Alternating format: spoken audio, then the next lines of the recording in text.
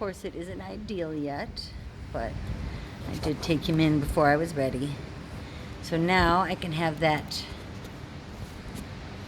crate open, his food and water and blanket, but also he can be out in the enclosure. He's lonely. He wants me to be out there. Soon he'll get to be around Loki. I just have to keep them separate until this puppy is healthy. Hopefully he'll have some fun with that toy. Yes. Oh, good. I brought him a squeaky toy and he didn't know what to do with it, but he's starting to play with it. That's awesome. So he can entertain himself without having to scrounge for food. He's like, well, my tummy's full. I'm bored, but I don't really need anything. What is this? And so he's chewing on it. You got a toy. And I explained to Drago that we don't bark at the new puppy, so he understands that he can be out in the yard and he just can't go up and hard stare that baby and act. You know, for Drago, it's not that he doesn't like other dogs. It's that his reactivity is so ingrained in him that it's a reflex at this point, and we just have to kind of desensitize him to it over time.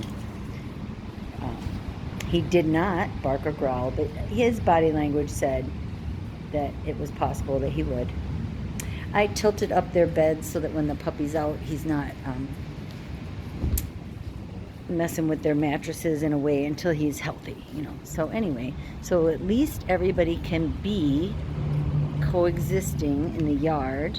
See, Drago, he knows his own limits, so he knows that he, in order to behave, has to stay a certain distance away. And he knows that the feeling of wanting to bark or growl gets overwhelming when he gets too close. So he's exercising some self-control. And, you know, gradually he'll be able to get closer and closer, and eventually I'm sure he can meet that puppy. He's okay with nice puppies, you know, and young dogs. Or he doesn't like all dogs, but he's okay with some. So, but it's got to be gradual because of his behaviors. So, and they get to coexist safely. It's a beautiful thing. This was why I built that enclosure, and the door is attached. I have the extra fencing above the gate to keep it safe, and it's just getting easier and easier, and it'll get better and better. See, he's desensitizing himself like a good boy. Yes, doing a good job.